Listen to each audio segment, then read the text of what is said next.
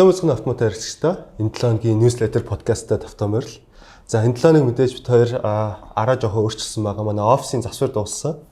Тэгэхээр автоматын талаар мэдээлэл авахыг хүсэж байгаа, эсвэл санхүүгийн зөвлөгөө авахыг хүсэж байгаа хүмүүс байх юм бол одоо манай офис ирэхэд айгүй тохиромжтой болсон байгаа. Өмнө бас тохиромжтой байсан. Одоо илүү гоё тохиромжтой болсон. За энэ 7 өдрийн бид хоёр илүү хөвгөний хөгжлийн талаар ярилцсан. Тэгэхээр би саяхан таны найзтай Төг 116-гийн төгөө сториг үзчихсэн. Тэгээд өөртөө хөрөнгө оруулалт одоо орж иж байгаа мөнгөөрөө хувьцаа авдаггүй. Дандаа өөртөө хөрөнгө оруулалт хийдэг. Мэдээж өөртөө хөрөнгө оруулалт хийх бол чухал. Тэгэхдээ давхар хувьцаа авах шаардлагатай юу? Яагаад? Хөрөнгө бол хүн болгоноос одоо төгөө шиг хүн тохиромжгүй байж магадгүй. Гэхдээ яг үнэн гэж бодохгүй. Төгөөж гэсэн өөрөө хуримтлал үүсэх хэрэгтэй. Яг гэх юм бол мөнх залуу байна гэж байхгүй. Мөнх ирүүл байна гэж байхгүй. Одоо төгөөг өвчин тусна гэж би юусэн ярихгүй. Гэхдээ амьдрал гоё хэрнээ хай бас гашуун. Тэгээд ийм үйл болох тусам өвөл дөхөд ирэх тусам амтан юу хийдэг юм бэ гэх юм бол тий хоол молоо идэл гүзээ тижэл өөх ингээд цуглуулж байгаа шүү дээ. Яагаад вэ гэх юм бол өвөл тийм хоол хүнс олдохгүй. Тийм учраас нөгөө нөөцлсөн тижэл хэрэгтэй байгаа. Тий мөнгөн дээр бас яг адилхан. Тэгээ бас дансан дотроо 5-10 сая төгрөгтэй, хадгаламж дотор ч гэсэн 50-100 сая төгрөгтэй, хувьцааны багц дотор ч гэсэн 100 сая төгрөгтэй хүн маань юу хийдэг юм бэ гэх юм бол саруул эрүүл ухаан шийдвэр гаргадаг. Жишээлбэл ажлын байраа солио гэсэн шийдвэр гаргачлаа гэж бодъё. Данс нь хаваасан байх юм бол заяа ажлын байрынхаа сонголтоо мэрэгэн хийхгүй байх. Яг гэх юм бол дараагийн цалин, дараагийн түрээс, дараагийн янз бүрийн одоо зардлууд нь байгаа хоолоо яаж авах вэ? Эсвэл ээж аавлуугаа буцах уу? Гэх мэтчлэн юм толгойн дотор орж ирээд тэгээд хамгийн өндөр цалинтай хамгийн түрүүнд санал болгосон ажлын байр руу явчихна.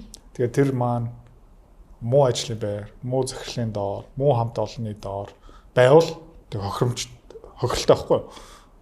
Тийм учраас нөгөө эрүүл мэнд, аюулгүй байдал, тайван байх, урт хугацааны зөв шийдэл гаргахын тулд ерөнхийдөө хүн болгон хоригдлолтой болох ёстой гэж бодож байна. Тэгээд тэрэн дотроо урт хугацааны хоригдол хөрөнгө олт хийж чадаад хувьцаал хөрөнгө олт хийх юм бол хамгийн өндөр өгөөчтэй. Тэгээд хамгийн гол нь тэрэн дээр хөдөлмөрлөх хэрэггүй. Хувьцаа жишээлбэл тайдын төлөө миний төлөө ажиллаж байгаа байхгүй. Тэ өнгөрсөн жилийн хугацаанд хаан банк руу хөрөнгө олт хийсэн. Хаан банкын үйл ажиллагаа сайжраал явж байгаа. Жилийн дотор ашиг нь 28, 30% өссөн. Бас дахиад баг цэвэр ашигынхаа 50% ногдол ашиг тараасан. Тэгээд дансан тэр ногдол ашиг орж ирсэн. Тэгээд энийхээс ур аргагүй болсон байхгүй яа гэх юм л аюу гоё мэдрэмж. Тэ хөдөлмөрлөөгөө. Тэ хөрөнгө олт хийсэн. Тэгээд тэрний өгөөж орж иж байгаа. Супер. Тэгэхээр ер нь бол хүн болгон тодорхой хэмжээний хоригдлол юм уу хөрөнгө оруулалтыг шаардлагатай байх нь шүү дээ, тийм шүү дээ. Заавалчгүй. Тийм. Байр авна уу, дансан дотор мөнгө хадгална уу, хадгаламж дотор хийн үү, автоматын багц бүрдүүлнэ үү хамаагүй. Ер нь бол хүн болгон тийм дандаа туранхаа ямар ч өөхгүй мөнгөний хувьд явна гэдэг чинь 7 өдрийн дотор үлсэд өгчих واخгүй. Тийм учраас аль болох бүдүүн махлаг тарган байвал сайн. Тэгээд судалгаагаар Америкийн нэгдсэн улсын нийт хүн амын 61% нь ямар нэгэн байдлаар хувьцаа эзэмшдэг гэж гарч ирсэн. Тэгэхдээ 61% нь мэдээд санхүү юм уу, эдийн засгаар сураагүй те зүгээр энгийн мэрэгжил эрхэлж байгаа хүмүүс. Тэгэхээр ийм зүгээр энгийн мэрэгжил эрхэлж байгаа хүмүүс энэ хөрөнгө оруулалтын мэдлэгээ яаж сайжруулах вэ? Ихэвчлэн хөрөнгө оруулалтын ямар ч мэдлэггүй хэрнээ цаана засгийн газар, цаана ажил олгогч, одоо ажиллаж байгаа компани маань юу гэдэг юм бэ гэх юм бол хүчээр хөрөнгө оруулалт хийлгүүлдэг. За бас татварын зүгээс хөнгөлөлттэй. Одоо жишээлбэл чи сарын $5,000 байлаа гэж бодъё. Тэгээд татварын хөнгөлөлттэй хөрөнгө оруулалтын хэмжээ чамд байгаа. Одоо жишээлбэл $5,000 цалинтай. Тэгээд чи максимум да магадгүй нэг $800 хөрөнгө оруулалт хийх юм бол тэр $800 урт хугацааны хөрөнгө оруулалт тийм хугацаанд заасан байгаа. Доор хаяж 10-15 жил хөрөнгө оруулалт хийх ёстой. Тэр мөнгөндөө гар хүрч болохгүй. Тэгэх юм бол тэр $800 дээр чи хувийн хүний орлогын татвар төлөхгүй. Тийм. Тэгээд тэргээрээ дамжуулаад сар болгон тэр $800 цаана тий татвар суудахтайгу тэгээд чи илүү их хөрөнгө олт хийж байгаа. Тэгээд цаанаасаа татварын суудахгүй байгаа учраас Тэ чи илүү их мөнгө хөрөнгө оруулалт хийж байгаа. Илүү их мөнгө овоолно. Тэгээ тэр мөнгөндөө чи хүрэх юм бол хугацаанаас өмнө аюу их өндөр торгуул төлнө. Тэгээ тэр торгуулнаасаа болж байгаа учраас тэгээ ажил олгогч чамаас шаардж байгаа учраас тэгээ нэмээд тэр татварын хөнгөлтөөсөө болоод хүмүүс эрчимтэй хөрөнгө оруулалт хийдэг. За хинээр дамжуулаад хөрөнгө оруулалт хийдэг юм бэ гэх юм бол санхүүгийн зөвлөх компанитайгаа дамжуулаад хөрөнгө оруулалт хийдэг. Компаниуд Америкт, Германд, Англид, тэ Францад, Японд бүгдээрээ ерөөхдөө нэг автомата тий аккумулс манай капитал эсвэл ямар нэгэн санхүүгийн зөвлөхтэй гэрээтэй. Тэгээд тийшээ ерөөхдөө хүн болгонд тохирсон багцлуу хөрөнгө оруулалт хийлгчдэг. Одоо залуу хүмүүс одоо манай автоматагийн залуу хөрөнгө оруулагчийн багцнаа ирээдүйн хөрөнгө оруулагч багц гэсэн нэртэй тийшээ хөрөнгө оруулалт хийж байгаа. Тэгээ Америкт автоматар. Тийм учраас бас автоматыг нэрлэлсэн байгаа. За арай насанд хүрсэн захирлууд 45, 50 наст хүрч байгаа удахгүй тэтгэврт гарч байгаа хүмүүсийн багц нь бас жоохон өөр. Тэгээ манай тэтгэврийн багцтай илүү төстэй. Ерөнхийдөө тиймэрхүү төрлийн хөрөнгө оруулалт хийж байгаа. Тэгээд нэмийн даатгалт төлдөг. Урт хугацааны хөдөлмөрийн гэрээтэй хүмүүс бүгдээрээ ерөнхийдөө дийлэх нь хөрөнгө оруулалт хийдэг. Тэгээд цагийн ажил хийдэг, хар ажил хийдэг хүмүүс тий одоо 61% гэж байна шүү дээ. Үлдсэн 39% өндөр орлоготой биш. Урт хугацааны хөдөлмөрийн гэрээтэй биш, хугацаатай тий ажлын байртай эсвэл тэр хар ажил хийдэг. Тэд нар харин дийлэх мөнгө нь амьдралд нь хэрэгтэй байгаа учраас угаасаа хөрөнгө оруулалт хийх чадахгүй учраас хөрөнгө оруулалт хийсэн ч тий хагас жилийн дараа тэр мөнгөндөө хүрэх юм чинь тэд нар хөрөнгө оруулалт хийдэг. Бусд нь бүгдээрээ ийм айгу зөөлхөн хүчээр хөрөнгө оруулалт хийдэг. Тэр айгу зөв гэж бодож байна. Тэгэхээр өөрөө заавал мэдлэгтэй байх шаардлагагүй, тэ үнэлгээ хийгээд байх шаардлагагүй. Мэргэжлийн компаниудаараа дамжуулаад хийж. Тий, одоо жишээлбэл миний шүд хорхоодод ирэх юм бол шүдээ хэрхэн эмчлүүлэх юм бэ гэсэн би ном уншихгүй. Тий. Хамгийн сайн шүд нэмчдэр очино. Тий. Ямар нэг байдлаар яс хугарна эсвэл гэмт мэмтэх юм бол би одоо өөрийнхөө хэрхэн эдгэх вэ? Тий, өөрийнхөө хагалгаа яаж хийх вэ гэсэн ном уншихгүй. Мэргэжлийн хүнд нь хандна. Тий. Тийм учраас гадаадад энэ ёс зүйтэй цаана хуулийн маш хатуу хяналттай зөвлөлийн компаниуд маш олон байгаа. Монгол төр нь харин хөгжөөг байгаа. Хяналтан муу, компаниуд нь ёс зүйгүй гэх мэт шин тийм асуултууд байгаа. Гэхдээ одоо өнгөрсөн 5-10 жилийн хугацаанд маш ихээр сайжирсан. Тэгээд тийм юм гараад ирэх юм бол энэ хөрөнгө оруулалтын мэдлэг заавчгүй хэрэггүй. Тэгээ юу хэрэгтэй юм бэ гэх юм бол зүгээр тэр мөнгөө далт хийдэг. Дадал зуршил мөнгөндөө хүрдэггүй тэгээ өөрийнхөө төвчээр өдөртөх чадвар тэгээд эрхчлөө айгу хурдан хурцт юм да. Тэгээд 30-40 жил гайгүй алтан тушаалтай ажилласан Америкчууд бүгдээрээ саятангаараа тэтгэврт гардаг. Тэгвэл айгу сонирхолтой би яг 18 хүрээд 5 хоногийн дараа хөрөнгө оруулалт хийж гисэн анх. Тэгвэл хизээний одоо ямар нас хөрөнгө оруулалт хийх тохиромжтой вэ? Яг вэ гэхээр магадгүй 19 те 18 19 дэх хүүхдүүд тогтмол орлоготой биш. Тэгэхээр ийм хүүхдүүд жоохон мөнгө олж байгаа дээрээ өөртөө хөрөнгө оруулалт хийх нь илүү биш үү? Мэдээж нэгдүгээрт чи айгу азтай айгу зүү газар дадлын ажлын байраа сонгосон. Манай хамт олонний дундуур. Тэгээд бид нар энд юу ярьдаг юм бэ гэх юм бол байнга мөнгө хөрөнгө оруулалт хувьцаа шинжилгээд өгнөлт аль хувьцаа хямдхан байгаа юм бэ, аль бондонд ажгүй юм бэ, ямар ном унших уу, ямар YouTube видео үзэх үү, контент эндээ яг ирээдүйд чинь хэрэгтэй юмнууд байнга яригдчихэж байгаа. Одоо жишээлбэл надтай зүг одоо равдан контент хийгээд яаж контент хийдгийг, яаж камерын урд ярьдгийг, айх хэрэггүй юм байна, чичирдэг юм байна, айдаг юм байна. За тэгээд айсныхан дараа хүмүүс намайг таньж мэддэг юм байна. Одоо жишээлбэл чамлуу утсаар ярьдаг хүмүүс өө чи равдан уу гэж яриад тэрэндээ дасаад эхэлж байгаа. Тэр нь айгүй кул хөрөнгө оруулалт байхгүй юу? Одоо нөгөө орчин хүрээлээс авч байгаа юм. Амар чухал тий. Зүгээр одоо нэг том банкн дотор чи дадлага хийсэн бол тэндээ зүгээр кофе зүүн юм канонд нь тэгэл ингээл хизээ 6 цаг болох юм бэ гэж хүлээгээ суучна заяа. Тийм учраас өөртөө хөрөнгө оруулалт хийнэ гэдэг чинь айгүй олон нюанстай тий. За нэмээд чиний хажууд чаддаг хүмүүс суугаад байгаа болохоор энийг яаж хийх вэ? Ингээ ярьсан зүгээр микрофоно яадгийн, гэрэлтүүлэг яадгийн, камер яадгийн, ямар ном унших уу? Жишээлбэл чиний анхны ажлын байрны 7 хоног би санаж байна. Би чам шууд 3 ном уншуулад үтсэн. Нэг унш. Тэгэл ямар гоё ном юм бэ гэж шууд чиний толгойн дотор шинэ гэрлүүд асж байгаа. Ном заавалчгүй унших хэвээр. Жишээлбэл чам шиг дахиад нэг залуу орж ирээд 400-500 мянган төгрөгийн одоо анхны сарын дадлагын цалинтай боллоо гэж бодъё л та. Тэгэх юм бол би тэр хүүхдэд чи автоматагийн дансаа нээгээд орлогоо 50% далт хийгэрэй гэж би юусоо хэлэхгүй. Тэ. Ерөөдөө энэ мөнгөөрөө тэ намаа сургалтанд суу. Ямар нэг байдлаар онлайн community дотор ор сур тэ тийш тэрийг хэлнэ. Тэгэхдээ одоо жишээлбэл 500,000 төгрөгийн цалинтай байлаа гэж бодоход чамаас юу шаардах юм бэ гэх юм бол сар болгон ядаж 50,000 төгрөг далт хийчихээ. Хадгаламжтанд хийн үү, манай автомата дотор хийн үү, өөр компани хөрөнгө оруулалтын санал дотор хийн үү хамаагүй хамгийн хэрэгтэй юм юу юм бэ гэх юм бол тэр орлогоо тэр чигт нь өрдөггүй байх нь тэгээд нэмээд орлогынхаа тодорхой хэмжээг ингээ хоригдлуулдаг байдал нь айгүй сайн, айгүй зөв. Одоо жишээлбэл 2010 оны 11 сарын 8-нд би 5 богтод ажилд орж исэн. Тэгээ миний хажууд нэг залуу суудаг байсан. Одоо нэрийг хэлж яах юм. Тэр залуу юу хийдэг байсан бэ гэх юм бол яг надтай адилхан 7 хоногт ажилд орсон. Надаас нэг 100,000 төгрөгийн арай бага цалин авдаг байсан. Тэгээд офисын тэр давхар дотор ганцхан баг бит хоёр хөрөмтлөл хийдэг байсан баха.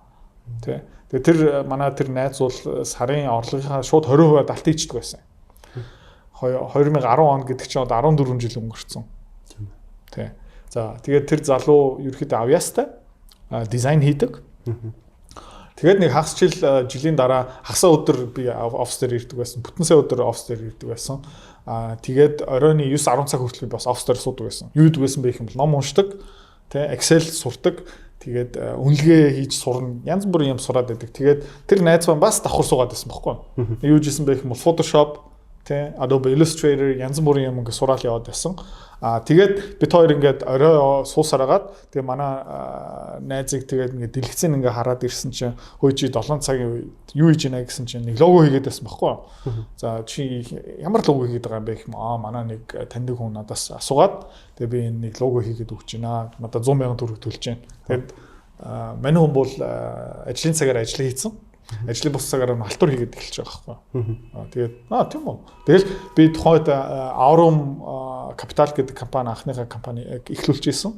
Тэгэл бас манай найзаар чи манийхаа лого хийгээд өгчөө би чам 50,000 төгрөг өгчээ гэдээ бас өгөөд тэгээд ингээ харсан чинь 3 жилийн дараа харсан чинь манай найз Facebook пэйжтэй захиалгаар архитекторын зураг дизайн хийдэг. Одоо пэйж нь 70,000 дагагчтай. Пэйж нь бас нэг ажилтнтай. Мань хүн бол маш сайн алтартай барилгын компани архитектор. Өдрийн цагаар оройны цагаар одоо халтур хийсээр л байгаа. Тэгээд мань хүн над дээр ирээд идрээ би энэ 900 сая төгрөгийн хөрөмтлөл хөрөнгө оруулалтын багц хаашаа хийх вэ гэж асуусан. Тэгээд бид хоёр яг адилхан шалтан 2 банд ажлын байр эхлүүлсэн. За тэгээд тэр залуу юу хийжсэн бэ гэх юм бол ээж аваасаа тэр хөрөмтлөл хийх нь сурсан. Алтуурын орлогынхаа шууд талан далт хийдэг байсан. Үндсэн цалингийнхаа 20-30% далт хийдэг болсон. Тэгээд насан туршдаа тийм дадал зуршилтай. Тэгээ мань хүн миний мэдхээр ковидын өмнө санхүү эрхчлэн баттай хүрсэн байгаа. Одоо тэр залуу айгүй тайван гоё ажлуудаа хийн. Муухай ажлын байрын сонголтыг бас хийхгүй. Ажлын байр нь таалагдхаа болчих юм бол гарна. Тэгээ янз бүрийн хүмүүс чи надаа ийм зураг зураад өгөөч, чи ийм дизайн надаа хийгээд өгөөч гэх юм бол энийг би хийхгүй. Ядаргаатай. Иймэр хүмүүстэй би хамтарч ажиллахгүй. Янз бүрийн одоо яг маш зөв сонголтууд хийж байгаа. Тэгээ энэ бас нэг хөрөмтлөл, дадал зуршил, төвчээрийн үр дүн гэх юм уу. Тэгээд бусад бид нартай адилхан давхар ажиллаж байсан хүмүүс нь цалингийн зээлтэй, хэрэглээний зээлтэй, байрны зээлтэй, тэгээ машин нэвтрэхээрээ зээл аав, цаансаар болохоороо зээл аав.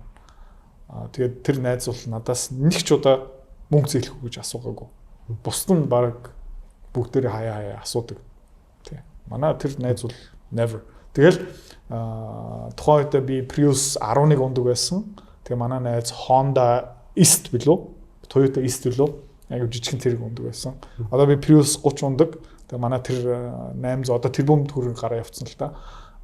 Prius ундаг. Тоороо гэж. Тэгэл айгу тайван. Тийм учраас тэрийгээ сураарай. Тэгээ хүрээл дотроо тэр 5 бохтын бусад дизайнеруудаас бүх юм сураад авцсан. Архитектор гэдэг мэргэжлээ хажуугаараа бас сурсан. Маш сайн барилга барьдаг компанид баг цалингаараа ороод бүр сайн архитектор болсон. Тэгээ хасаа бүтэн сайнд ажлын бус цагаараа өөрийнхөө төслүүдээр ажилладаг. Тэгээ одоо сүүлийн үед мань хүн аягүй завтай болсон. Идрээ пиохо тэ идрээ тэ завтай байна уугүй юу. Тэгээ одоо мань хүн бол хурга уншуулах болсон. Дуртай цагтаа оффист ирдэг. Хийх стомоо хийчих юм бол тэгэл чөлөөтэй. Тэгэл санхүүгийн эрхчлөөнөөс гадна сонголтын эрх чөлөө, цагийн эрх чөлөө тэгээд хамгийн гол нь тэр залуу надтай яг адилхан ерөөсөө тийм амар хөгшрөөгүй. Тэгээ ингээд ядарсан царай ерөөсөө байхгүй. Яагаад вэ гэх юм бол мань хүний амьдрал нь айгу чив болцсон байгаа байхгүй. Яагаад вэ гэх юм бол тэр хөөрхөн нэг 500 600 мянган төгрөгийн цалинт эхэлсэн. Тэгээд сар болгон тогтвортой 20-30% талт хийдэг болсон болохоор. Тэгэхээр дүгнэлт хэлэхэд ер нь бол эрт эхлэх хэрэгтэй юм байна шүү дээ, тийм. Энэ дадал зуршлыг. Тэгтээ давхар өөрийгөө хөгжүүлэх хэрэгтэй. Тийм, ээж аав нар ерөөдөө бас хүүхдүүдийн хуримтлалаа үүсгэх ёстой гэж бодож байна. Тэгтээ 18 настай мэдээж хүүхдүүдтэй тэр мөнгө битгийгээрээ. Ерөөдөө та хэд бүгдээ мэдж байгаах, та хэдэн настайгаа мөнгө өдөрт чадвартай болсон. Миний хувьд бол 30 гараад тэрний өмнө би бол жинхэнэ тэнэг байсан. Тийм учраас 25 настай идэр хотод мөнгө өгөх ёстой хэрэггүй байсан. Тэ. Харин 35 36 та идэр хот тэ 200 сая төгрөг ороод ирэх юм бол тэрэндээ хүрэхгүй, үүлэн зам байхгүй, машин авахгүй, гэх мэт шиг ингээд тансаглаад шоудаа явахгүй. Тийм учраас нөгөө хуримтлал, хүүхдийн хуримтлал нөгөө 20 30 нас 20 18 настай ерөөсө дуусах хэрэггүй. Тодорхой хэмжээний нөхцөл гэгэрснийхэн дараа ерөөдөө нэмэр болгоорой гэсэн юм байна. Хүүхд гэснээс одоо манай дамирын сууж байгаа шүү дээ, дами. Видео бараг энэ видео эдитлсэн байж магадгүй та хэд үзэж байгаа юм байна. За тэгвэл хүүхдтэй бас юу сураасаа гэж хүсэж байна. Тэгээд дамигаас гадна одоо тий жоо хүүхдүүдэд эсэх эхчүүдэд хэлэхэд одоо ямар чадвар хамгийн чухал вэ? Ер нь бол эхлээд видео эдитинг сургая гэсэн байгаа. Яг гэх юм бол хэрэгтэй. Тим чадвартай болох юм бол найзуудынхаа дунд ямар нэгэн байдлаар хэн нэгэн төсөл эхлүүллээ, нэг пэйж эхлүүллээ, YouTube хийя гэх юм бол яг хамгийн гол хэрэгтэй юм нь одоо ярих чадвараасаа гадна видео эдитинг чадвар байгаа байхгүй юу? Тэргийн сурах чигээ гэж бодсон. Заавалчгүй видео эдитер болох ерөөсөө хэрэггүй. Сүүлийн үед манай багийн доор ажилуулад ахлагтай болгоод тэгээд тэр ахлах маань манай даймыг сайн шахаж байгаа. Тэгээд одоо Photoshop, Illustrator одоо янз бүрийн софтвер багжуудыг нэмээд байгаа гэсэн үг. Заавалчгүй манай одоо яг дизайн дээр төвлөрж байгаа л та. Хажуугаар нь би бас код бичүүлж байгаа. Заавалчгүй программист болох би ерөөсөө шахахгүй байгаа. Дизайнер, видеографер, видео эдитер ерөөсөө шахахгүй байгаа. Ерөнхийдөө энэний цаана дахиад нөгөө далд үр шим байгаа. Тэр нь яг юу юм бэ гэх юм бол чи 6 юм уу 12 сар төвлөрөөд зөв хөрөөлийн дотор ороод YouTube ном уншаад тэгэх юм бол чи баг хүссэн юм сурч болно.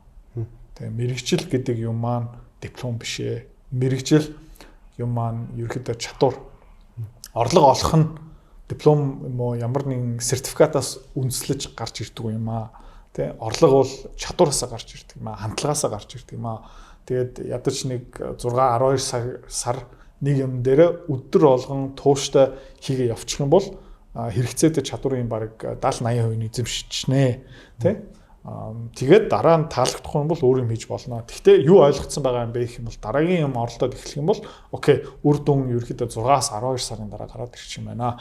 Тэгээд яг дуртай юм нь олоод авчих юм бол тэгээд тэр 80-70%-аас илүү юм сурах боломжтой байхгүй. Тэгээд 95 99% руу ингээд тэмүүлж болно. За тэгээд чадвар маань нэг 90% болоод ирчих юм бол маш үнцэнтэй хүн болно. Маш ховор хүн болно. Маш эрэлттэй хүн болно. Тэрүүгээрээ дамжуулаад номер 1 юу юм бэ гэх юм бол орлого нь өндөр болно. За тэгээд бүр ингээд чадвар дээшлээд яваад ирэх юм бол хүмүүстэй хамтарч болно эсвэл өөрийнхөө компани эхлүүлэх боломжтой. Одоо хөрөнгө оруулалтын чадвар идрат гэдэг хүн маань тий Монголдо хомс ярих борлуулах чадвартай нийлүүлчлээ. Контент дээр нийлүүлчлээ. Тэгээд компаниудыг үүсгэн байгуулж болж байна. Тий автомата гэдэг юмыг амжилттай болгож чадж байна. Ном бичээд тэгээд тэр бол нөгөө цаана юу сураад авсан байгаа юм бэ гэх юм бол балер тууштай нийгмийн араас явсаар агаад ерөөдөө маш үнцэнтэй орлоготой ингээд нэг санаа зовох хэрэггүй мөнгөний асуудалтай аль хэдийн шийдсэн. Тиймэрхүү болоосаа гэж харж байгаа. Тэгээ яг сургууль дээрээ юм цээжилдэг байхгүй юу? Юм уулдаг, юм цээжилдэг, шалгалт авчдаг. Тэгээ шалгалт авсныхаа дараа ерөөдөө тархиа форматлаад чи баг Яшмишнийхаа юмыг баг талын марцсан байгаа хэ. Яг тэр ихгүй хэрэггүй чадвар байхгүй. Тэгээд нухаад нэг өдөр хүртэл ажиллаад тэг хаждаг. Тэгээд хүүхдүүд бас яг тийм хэцүү юм байна хаждаг баггүй. Тэр юм биш. Өдөр болгон ингээд чадахгүй юм мэрсээр байгаа чаддаг болчихсон. Тэрийг заах гэж ерөөдөө эндээ хүүхдээ хаяа бас зовоогоод байгаа. Гэхдээ 12 настай хүүхдийг баг зэрэг өдөр болгон багаар зовоогоод чадвартай болсны дараад амьдрал дээр гараад амьдралын зовлон хараа багасгахаа гэж бодож байгаа. Тиймэрхүү л тэгэд ээж аав нар яг хоо заавалчгүй наваа дөөрэ гараа гэсэн би юусоо хэлэхгүй байгаа. Гэхдээ ерөнхийдөө хэрэгжүүлж байгаа арга зам зүв баха. Тэг авах юм байгаа хаа. Тэгээд ер нь бол амжилттай ээж аав удам харах юм бол дандаа компани дотроо ажиллуулж исэн багаас нь. Тэгээд энэ бүгдээр насанд хүрсэн хүмүүсийн дундуур харилцааны чадвар гэсэн юм байгаа, хөдөлмөр гэсэн юм байгаа, хугацаа гэсэн юм байгаа, ажлын соёл гэсэн юм байгаа. Гэх мэт шин тийм ур амьсгал орж байгаа нь тэр айгүй хэрэгтэй байх гэж бодож байна. Та тэгээ айгүй олон чадваруудыг хэллээ шүү дээ. Видео эдитлэх. Бас нэг юм хэлчихье. Анхны ажлын байр дээр ингээд гараад анхудаа офис орохдоо миний хувьд бол айгүй сонир мэдэмж байсан байхгүй. Сандраад байдаг байсан. Тийм баахан хөгшин хүмүүсийн дунд баахан ажил хийдэг хүмүүсийн баахан костюм зүүцэн хүмүүс та бас өөрийнхөө анхныхаа ажлын байраа санаж байгааж магадгүй би энд байх ёстой юм уу үгүй юм уу гэдэг ийм аюу соёлын шок маягийн юм би энд яах ёстой яаж харьцдаг уулзалт юу гэж юу гэдгийг презентацийн гэж юу гэдгийг захиралтайгаа яаж харьцах ёстой имэйл яаж бичдэг энэ амар олон юмыг эхний 3 сартаа ингэ сураад авсан байхгүй юу ягаад вэ гэх юм бол хин ч надад заагаагүй тий энэ бүгднийг ерөөхдөө зүгээр ингээд уусаад авч байгаа байхгүй тэгээд дараа нь манай дайны өөр хүний компанид ажиллана өөрийнхөө компани эхлүүлнэ үү гэх юм бол за окей уулзалт хий за ингээ гэх юм бол энэ бүгднийг авцсан байгаа. Тийм. Та тэгээд сая айгүй олон ур чадварууд хэллээ шүү дээ. Видео эдитинг, Photoshop гээд эсвэл таны одоо борлуулах, хөрөнгө оруулалтыг. Тэгвэл хамгийн чухал 3 чадвар таны бодлоор ирээдүйд хамгийн эрэлттэй болох 3 чадвар юу? Өнгөрсөн 10,000 жилийн хугацаанд хүчтэй байсан юм юу юм бэ гэх юм бол сурах чадвар. Тийм. Юмыг өөрөө бие даасан сурах чадвар. Номер 1. Тэгэх юм бол ерөөхдөө бүх юмаа сурч чадна. Тэ. За хоёрдугаарт нэг чадвар дээрээ 80% биш, тий 85-90% таа болчих. Хамаагүй. Программинг байж болно, кодинг, видео эдитинг байж болно, контент байж болно, ярих чадвар байж болно, презентацийн хийх, ихтгэл тавих байж болно. Хамаагүй. Тэ. Тэгээд номер 3 борлуулалтын чадвар. Санаагаа хүмүүсийн толгоон дотор суулгах. Яагаад Идротын ном авах хэвээр. Яагаад Дамирангийн тий мэдхгүй бүтээгдэхүүн үйлчлэгийг авах хэвээр. Яагаад Равдангийн подкастыг сонсох хэвээр. Яагаад Равдангийн зөвлөгөөг сонсох хэвээр. Тэр бол одоо нөгөө чи яагаад гэдгийг мэдчихэж байгаа. Бусад хүмүүс нь бүгдээр мэдэхгүй байгаа.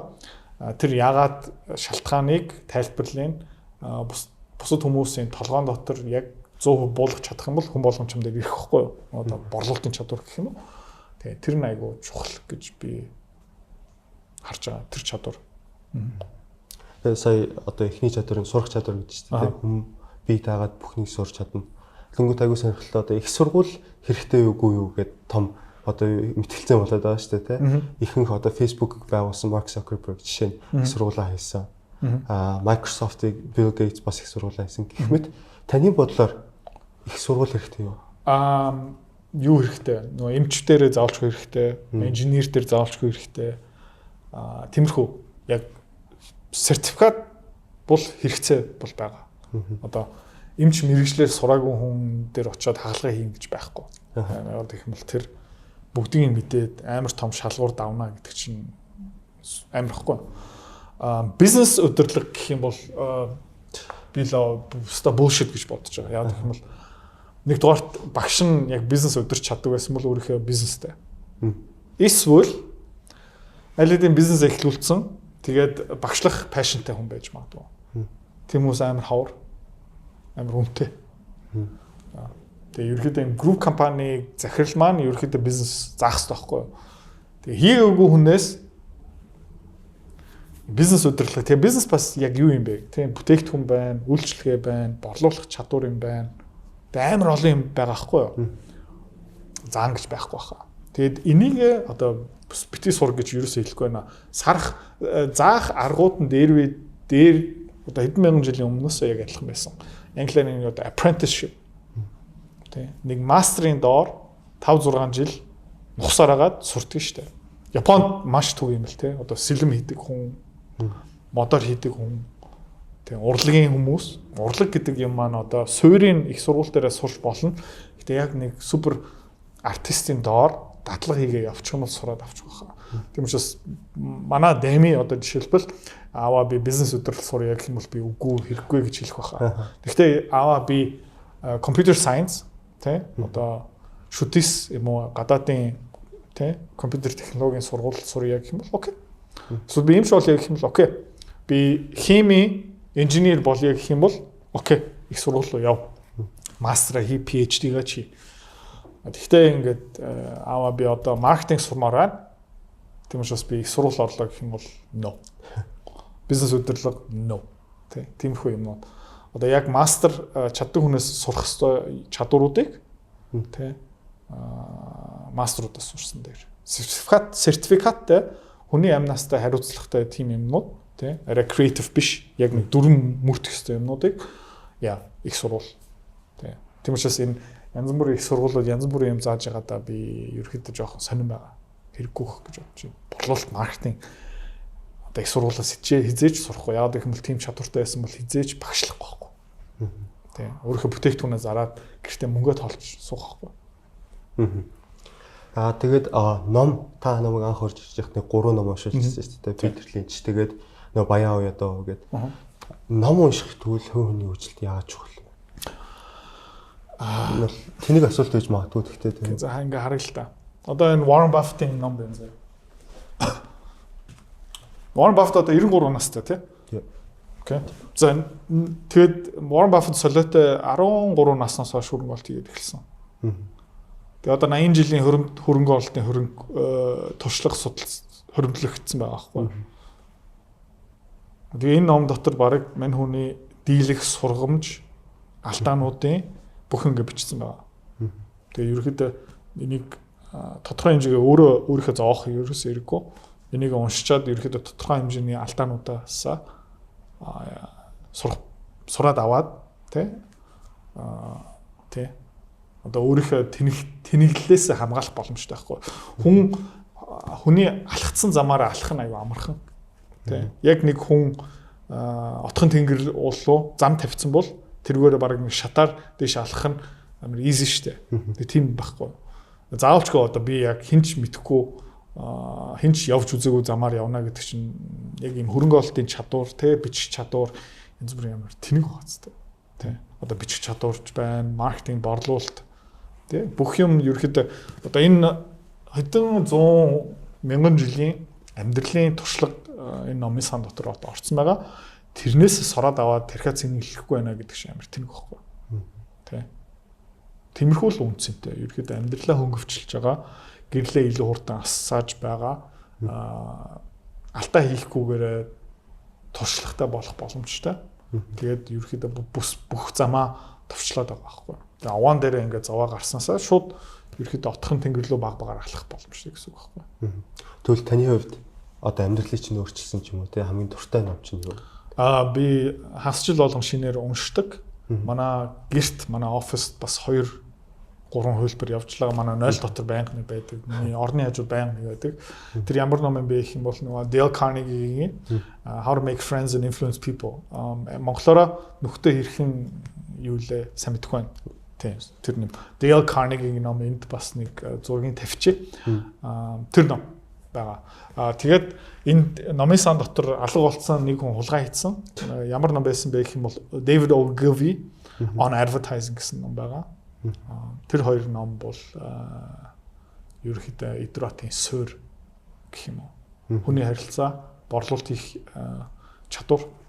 Тэгээд хөрөнгө оолтын хувьд бол Warren Buffett-ийн Snowball супер алдартай. Амар. Warren Buffett-ийн ерөөхдөө бүх номнуудыг унших юм бол хөрөнгө оолтын талаар айгуугаа мэдлэгтэй болчихно. Тиймэрхүү л одоо зөвлөгөө өгье. За мэдээж fucking money. За эдрээ захиралтай баярлалаа. Тэгээ та бүхэн маань бас комент хэсэгт дараагийн дугааруудад юуны талаар энэ хүнээс асуухыг хүсэж байна тэрийг үлдээгээрэй. Тэгээ хөрөнгө оруулалтын зөвлөгөө авмаар байгаа бол 75 75 75 00 манай офс хүрээд ирээрэй. Манай Рафтангаас, манай Оюкагаас бас надаас зөвлөгөө авах боломжтой шүү. Тэгээ автомата бидний үйлчлэгээ ном тэр санхүүгийн эрхчлөө гэсэн сэдв хөрөнгө оруулалт хуримтлал дээр та бас анхныхаа алхам эсвэл алхмаа илүү эрчимжүүлмээр байгаа юм бол бид нар лөө чөлөөтэй холбогдорой. За баярлалаа.